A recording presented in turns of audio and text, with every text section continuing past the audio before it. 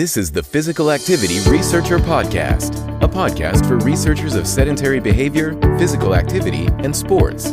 Join for a relaxed dialogue about research design, practicalities, and, well, anything related to research. Learn from your fellow researchers useful and relevant information that does not fit into formal content and limited space of scientific publications. And here is your host, researcher and entrepreneur, Olli Tikkanen. Welcome everyone. We have an interesting episode as we get to hear a story from other sports science podcast hosts. So in this episode, we have two PhD students from Stanford University, Melissa Boswell and Hannah O'Day. In their podcast called Biomechanics of Our Minds, they talk to researchers around the world about the exciting field of biomechanics. We get to hear how their podcast got started, what kind of challenges they have faced, what do they like most in podcasting, and what would be their advice to researchers who are considering starting a podcast. Ladies and gentlemen, please welcome Melissa Boswell and Hannah O'Day. Welcome, Melissa and Hannah. Hi, Ollie. Thanks for having us. We're super excited to be here. Yeah, great to have you.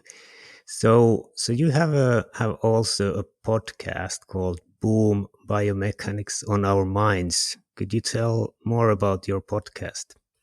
Yeah, of course. We're happy to talk about biomechanics on our minds, which we refer to as Boom. And so on Boom, we talk to researchers all around the world about biomechanics, and we talk about their research, but we also talk about overcoming failures and collaborations and open science and a lot of other topics that might be interest to the scientific community or just the general population.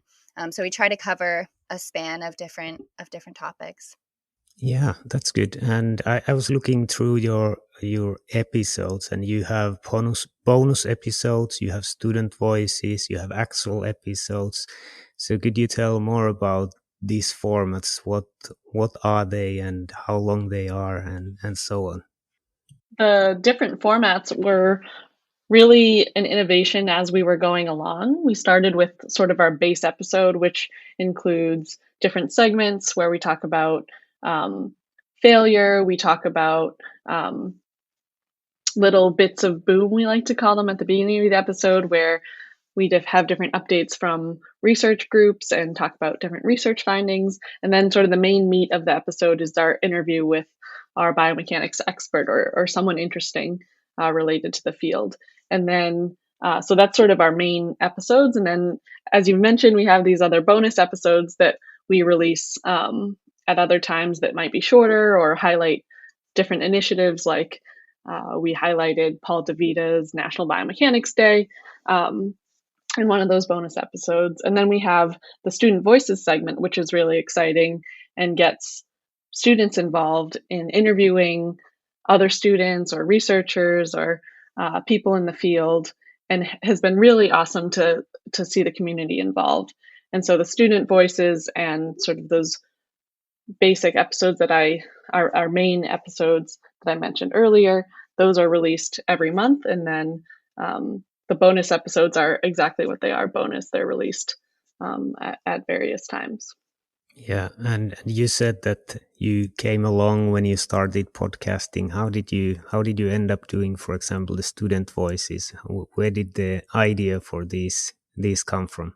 Yeah, we started talking with Lisa McFadden from Stanford Health, and she is really excited about the podcast and wanted to think of a way that we could get other students involved. And so this kind of came about through a brainstorm with her and thinking like we should just let other students take over the podcast and be able to really shine a spotlight on other students and the interests of other students working in around the world on different research or starting other initiatives. And so, Hannah and I spend a lot of time working on the main episodes. And so for us, it's also great to be able to showcase additional initiatives where, other people can do that and sort of take on those episodes themselves. And it's been really fun.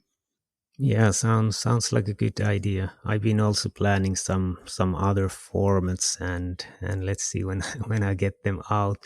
So why did you start the podcast in the very beginning?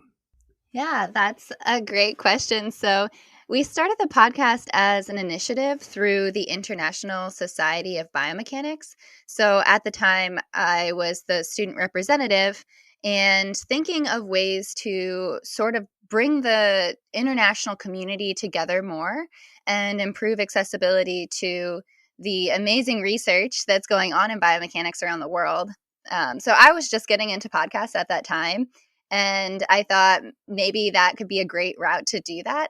And so I remember sitting in lab and thinking that idea coming to mind. And then I saw Hannah and I was like, okay, Hannah's the perfect person to ask to join because I knew she was really passionate about science communication and a really creative and fun person to be around.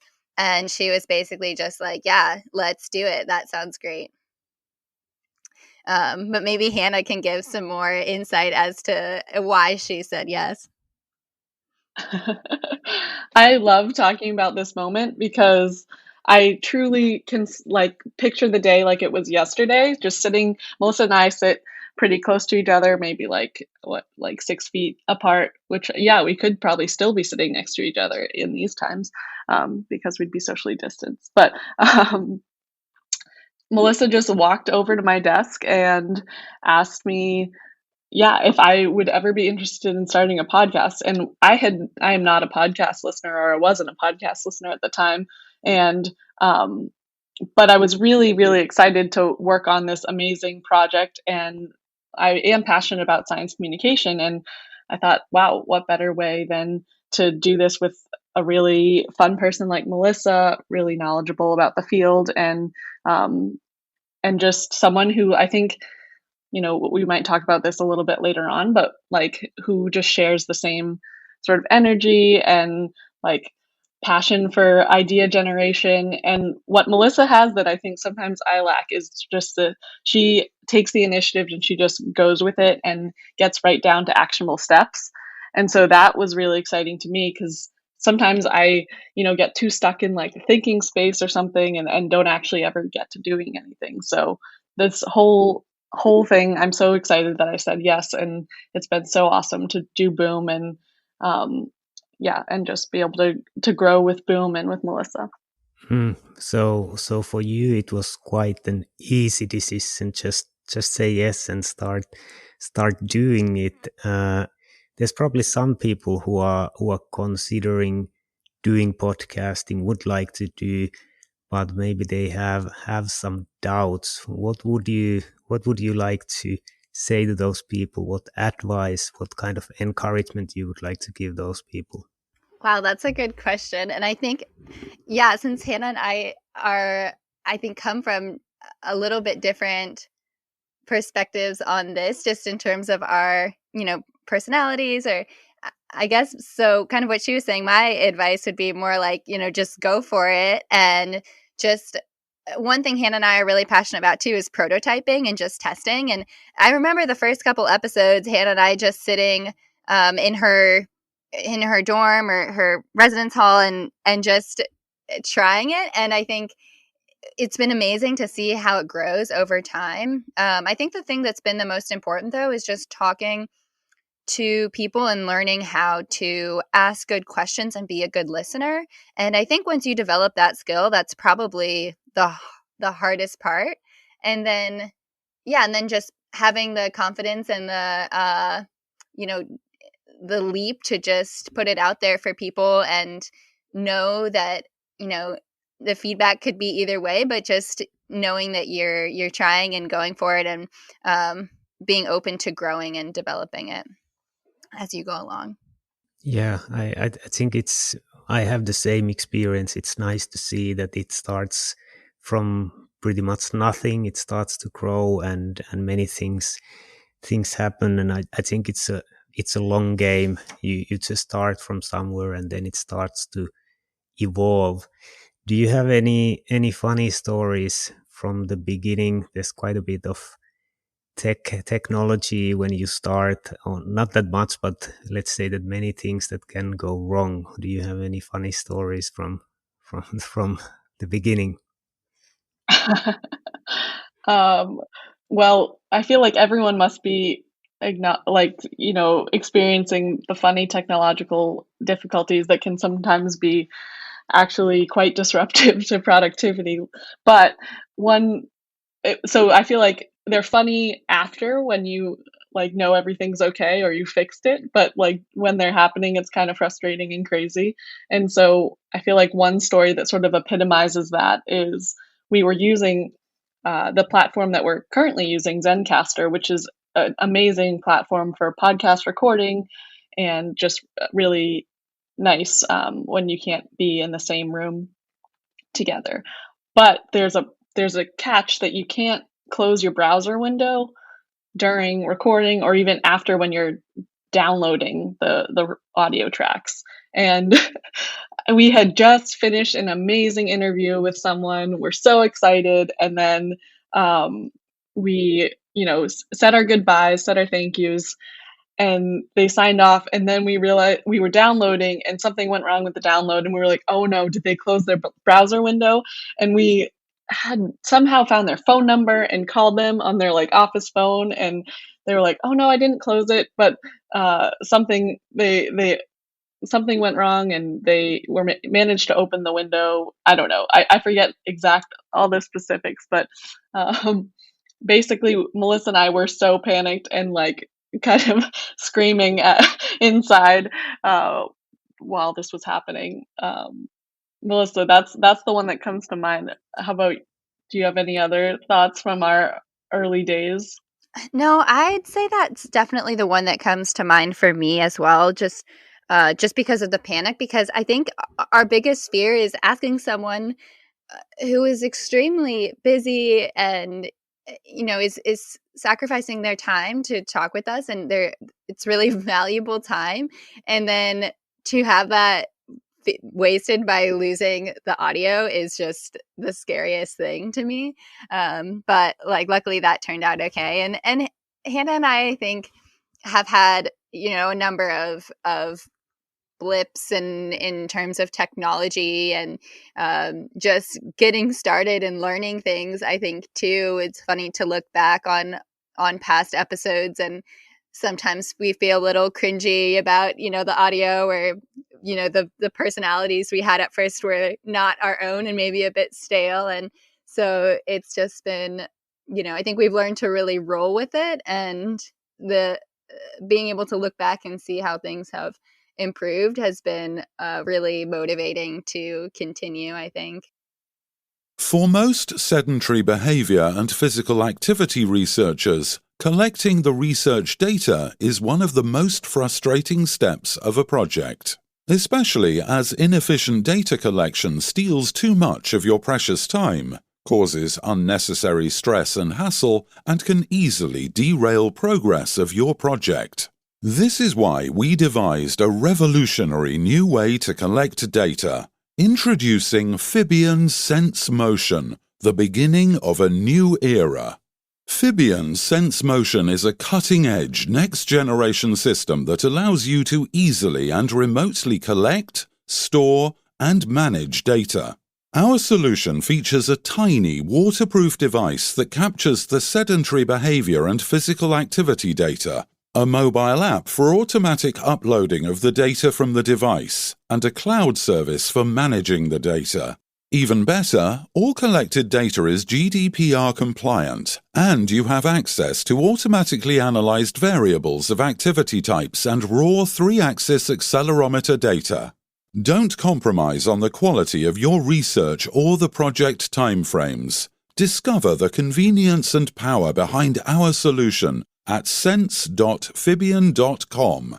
That is SENS.fibion.com.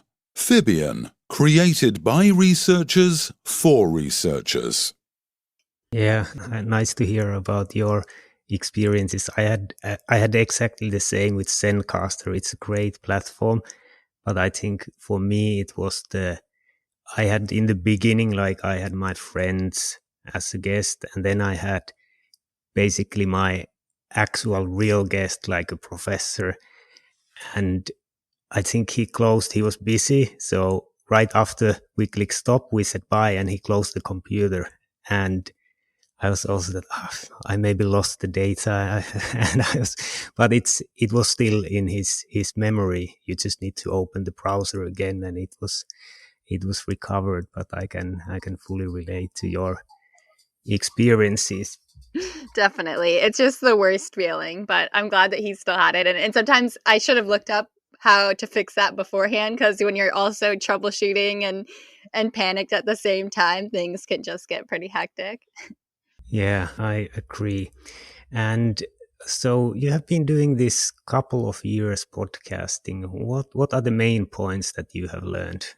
This is a really great question. And we actually ended up sharing a bit of our learnings in an abstract to the American Society of Biomechanics 2020 Congress that was virtual this past summer. And it was really exciting because it helped us to reflect on what we learned through the podcasts and just sort of take a step back from being in the space and see how far we really had come. We're talking about all of these different sort of blunders we had at the beginning, but really being able to reflect and see the growth that we'd made was I think a huge learning for us as well. So some of those learnings that we articulated included making content free and accessible to everyone, raising other students and initiatives, having open and empathetic conversations. Melissa mentioned this earlier, but just being curious, that's sort of the first thing you need for interviewing and podcasting and reaching out to people, is just being curious about them and what they do. But yeah, our next learning was just really reach out and talk to people, even if it's a cold email or since nobody cold calls anymore. It's a really important step. Otherwise, you're just not going to get there. And the last learning, I think, that Melissa and I managed to maintain, at least I think throughout since episode 1, is just be yourself. It was a little shaky at the beginning to just get used to hearing your own voice and cringing a little bit, but I think the podcast platform is really a creative outlet where you can be yourself and you can bring what you want to the episode and to the interviews. And so that makes every podcast different. And I think that's what makes people like listening to them and getting to connect with different characters and different, sort of art types in the podcast realm. So those were just some of our learnings. Melissa, do you have anything to add? Yeah, I totally agree. I think it's taught us a lot about ourselves and definitely forced us to be better communicators and more comfortable just blindly reaching out to people.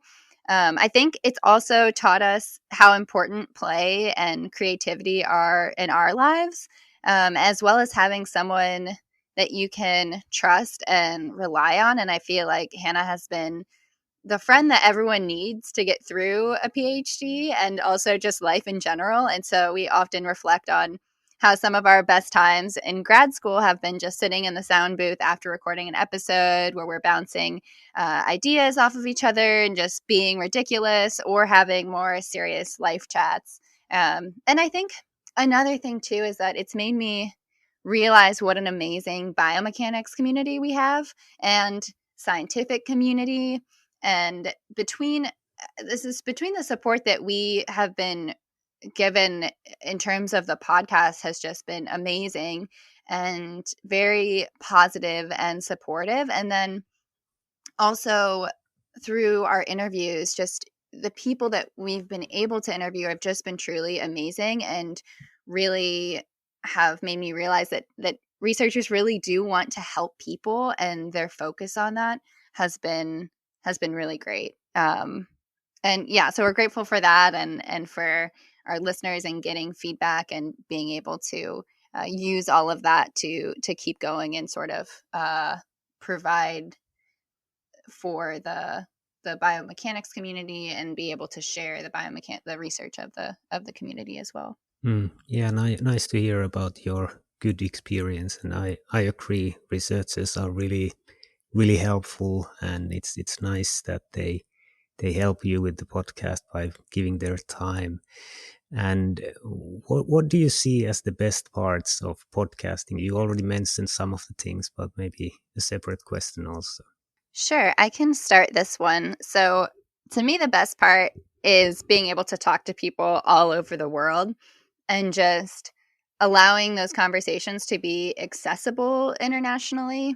So, being able to hear and spread new ideas has just felt really meaningful to me. And it's also just been so fun to meet people at conferences or virtually who have listened to the podcast and felt that it has had some positive impact on them in some way. That's been really amazing to hear as well. And yeah, what I see as some of the best parts. What about you, Hannah? What have been the best parts of podcasting? Well, I actually think one of the best parts, Melissa, you mentioned in the answer to the last question about our learnings, which is learning about ourselves and getting to build this with you. I would say that's been like a personal sort of favorite. But I think a little bit Aww. more. It's true. I mean, yeah, I really think that we found so much joy in one another and in like bringing ourselves and bringing out the best in ourselves, I think, on the podcast. And it's like, I can just say, at least for a day when research just feels like things aren't going your way or you're feeling unmotivated, that going into the sound booth and working on this podcast and then getting the chance to reach broadly, Melissa, as you're saying, this whole community of scientists and researchers or people that are just trying to get their feet wet and understand what biomechanics is, you know, that has been so powerful and impactful. So I think you've hit the best points. And I think it's I will say the mobility of the platform is also really nice, like that people can listen just when a lot of our listeners say they just listen on the way to work or they listen while they're doing experiments or while they're riding the train or all these different things. And it's just so fun to imagine like all the spaces in which boom is being, propagated. So I think those have been the best parts for me. Yeah, and even some professors have used it as a tool in the classroom in having students listen to episodes and talk about what they've learned from it. And that's been really cool too, as another way that the podcast is being used as well. Yeah, nice to hear. I agree with you that it's interesting. You can talk with people all around the world, and you also see that people from all around the world are listening. You get the stats that you see how many people listened from different countries, and it's interesting to think that people might be commuting in Brazil or wherever and listening to your podcast, which is quite amazing technology. And there's a lot of good parts, and I hear you really find it meaningful, but what are the downsides of podcasting for you? Yeah, it's definitely good to reflect on those as well. So for me, the only thing that I can think of is sometimes it can be difficult to manage the podcast with our PhD work, but mostly because we love it, as we're probably, as you can probably gather, and want to be doing more with it and doing more for the community through it. And I find it very hard sometimes to prioritize my other work, which is necessary if I want to graduate eventually. What about you, Hannah? I think that's probably the number one downside. And I love the audio. One other like sort of maybe technical thing is I love the audio format, but sometimes it can be hard. We even just now had sort of a time where there's a delay and like we all are talking at once but don't mean to be or don't know it.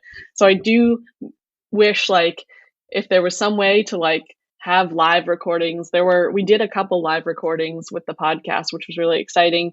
And I think just being able to see the other person is huge. So the only downsides are that a lot of times we don't get to see the other person that we're interviewing. And that can be hard just for a lot of different reasons. But we've started to do some Zoom interviews so that we can actually have some video feedback while we're talking to someone, which is just really nice. But I think Melissa and I's ultimate wish would be to be able to do all these interviews in person and get to meet these people and researchers and see the labs they're working in and the spaces they're working in. Yeah, I agree with those. Sometimes it's difficult when you don't see, and I've been also thinking whether I should add the video.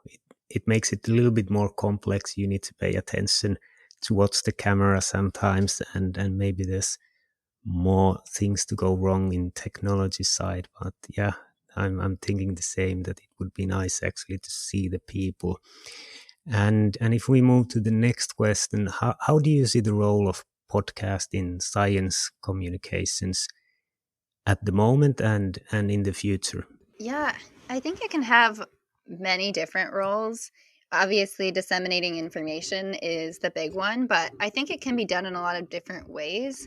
Like, I guess for different audiences, like technical information for a technical audience, or taking technical or scientific findings and communicating them to a more general audience, or, taking general information and tailoring it to a scientific audience, which is something that Hannah and I are excited about.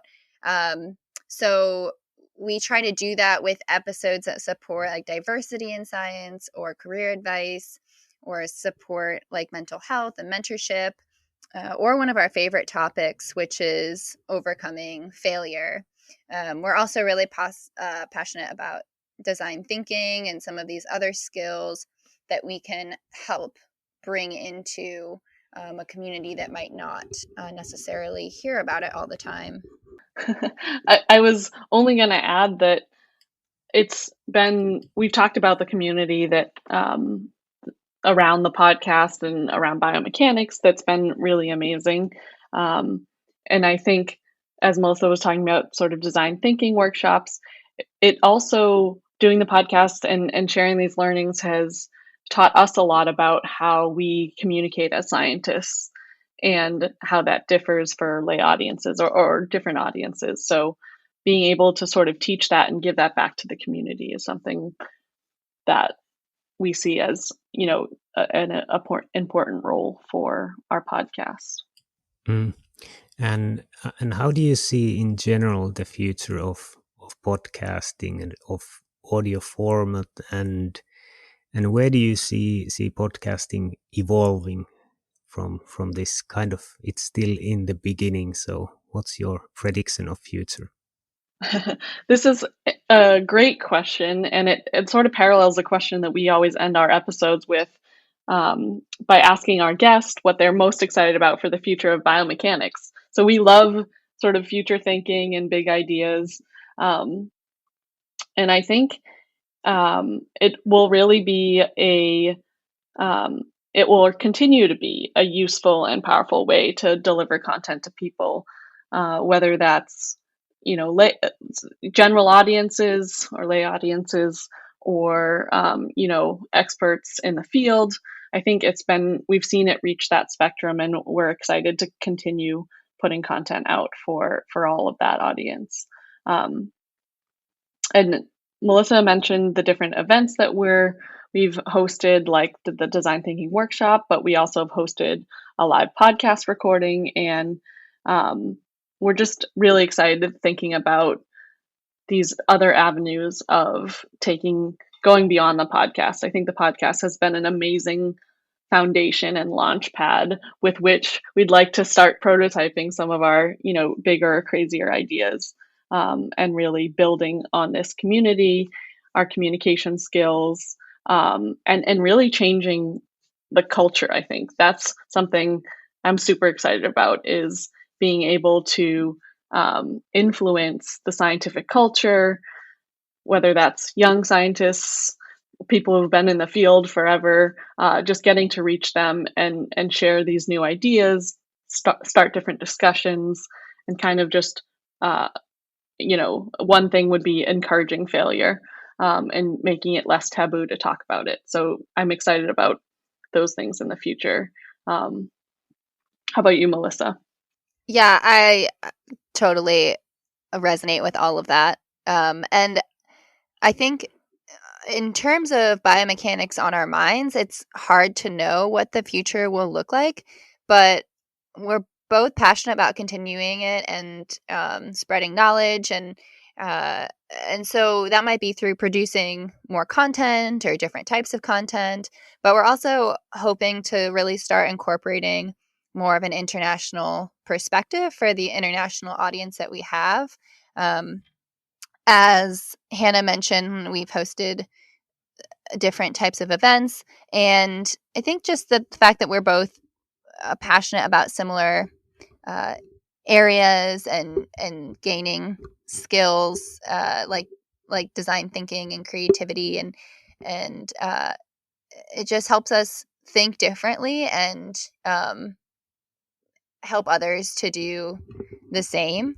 I think with design thinking, which is basically just this different way of thinking to help us empathize with people and better identify problems worth solving and tapping into our creativity to do that, that idea in itself can manifest in a lot of different ways. So we're just kind of excited to, to just keep growing. And we've taken suggestions from listeners too on what they would like to see. And so I'm sure we'll continue to do that. And we've gotten a lot of great suggestions. So we feel like it's going to continue and we're excited about it. But how exactly that will unfold and look is still uncertain. And Hannah was mentioning that your bigger and crazier ideas, if they are not secret, would you like to share more about your bigger and crazier ideas? Yeah, I think Hannah kind of mentioned that we would love to see researchers that we're talking to, whether that be students or, there's or scientists in the field or in academia and just all over the world. We want to get this international perspective, and so we would love to be able to do that, physically and travel a bit more and have some more in-person workshops and interviews, and through that maybe develop some more content. But it's just kind of a vague idea at this point of how we would go about doing that, but we're definitely hoping to figure that out in some way or another. Is there anything else you want to add, Hannah? I think I wasn't even referring to any crazy idea in particular. I think Melissa and I will just sometimes go through these amazing exchanges where we just are yes-anding each other. That's where you respond to someone with yes and then sort of build on their idea, which is one thing we've really liked from design thinking and tried to propagate as well. But I would say, yeah, I think we haven't exactly shaped out what the future is going to look like because we have all of these amazing ideas that we're trying to sort of shave down and figure out what the next actionable steps are for them. So yeah, that's all I would say. Yeah, and you mentioned that you were testing live episodes. What were your experiences? What did you like? What were the pros and what were the cons compared to pre-recorded and edited episodes? I thought it was a really great experience because I loved that we could see the audience. And so we did it over Zoom, so we could see the person we were interviewing and we could see the people who had joined the live recording. And it was exciting that the people watching and listening had their own questions and heard different things than what Hannah and I heard. And I think sometimes this is also just a pro of having two hosts, is that we're hearing and interpreting things a little bit differently and then can ask a question from a perspective that the other person wouldn't have. And I think when we have a live recording, that amplifies that. And it was really fun to hear what questions the audience had and what was important to them. And I think it also just kind of raised the energy a little bit, having, seeing so many faces. And one thing Hannah and I always do is do like a 1, 2, 3 biomechanics off our minds, or we try to like say something at the same time, which is like increasingly difficult with technology now. But we tried to do that with everyone in the live episode, and it just brought a really fun energy. What was your favorite part about it, Hannah? I think you nailed describing the experience on the head, Melissa. I thought as a co-host, it was exciting to get to see how people not only ask questions or maybe their perspective on what was being said in the interview, but also seeing how maybe they were responding, just like their different expressions or body language to our questions or our hosting or things that we were observing. So it was really fun. I was imagining like it must be so fun to be a talk show host or something and have your live audience, Yeah, it's like some real-time feedback. Exactly. Yeah, so some people find it fun and some probably terrifying. It's good that you found it fun to be live. I think all of those. Yeah. So it sounds really interesting, and probably many people listening this one is interested to listen to your podcast. So how people can find your podcast? Yeah, well, that would be great if people listening want to find it. That's exciting. But so it's called Biomechanics on Our Minds, and it's available on SoundCloud, Spotify, and iTunes if you just search Biomechanics on Our Minds. And we're also on Twitter at Biomechanics OOM. So those are the main streams for learning more and listening. We also have love when people want to participate in Student Voices, as we mentioned. So if anyone's listening and wants to host their own episode, you can also email us at biomechanicsonOurMinds@gmail.com. Yeah, Ollie, your question earlier about how do people get into podcasting if they don't really know they want to, and we talked about prototyping. I'll just make a small plug for hosting a Student Voices episode is a great way to prototype what it's like to be a podcaster. So we are really excited to hear those episodes and help people with them if they want help too. So please reach out to us at the places Melissa mentioned. Yeah, that's actually a great idea that people can come to test and prototype for one episode and try how is it hosting a podcast. So be in contact with Melissa and Hannah if you're interested trying. So what would be your final remarks for this episode? Yeah, that I'm trying to think. I think we've covered so much. I think to me, I'm just very grateful for the opportunity to host a podcast, and I'm grateful to you, Ollie, for having Hannah and I on and sort of getting the word out there about our podcast. And it's really an honor to be able to talk to so many people around the world, not just about biomechanics, but about life, and really see the support of people all over and kind of coming together with a big goal, I would say, in biomechanics is really everyone we talk to is just motivated to help people, and that's been really inspiring. And so I'm just really thankful for that. Yeah, I feel like Melissa, you always say things so eloquently and well that I just want to, do a +1 to that. But I'll say, yeah, just today has been really exciting for us, and getting to connect with people, in a completely different time zone. It's your night, our mornings, is really what I think we started Boom to do and are excited to be continuing doing. So thank you for having us, and thank you for sharing the excitement for our podcast, and we're excited to learn more about yours as well. Yeah, fully my pleasure to have you. So thank you, Melissa and Hannah. Thank you. Thanks, Ollie. Thanks for joining us this week on Physical Activity Researcher Podcast. If you like the show, make sure you never miss an episode by subscribing or following the show on Twitter. This podcast is made possible by listeners like you. Thank you for your support. If you found value in the show, we would really appreciate a rating on Apple Podcast or whichever app you're using. Or if you would, in a real old school way, simply tell a friend about the show. It would be a great help for us.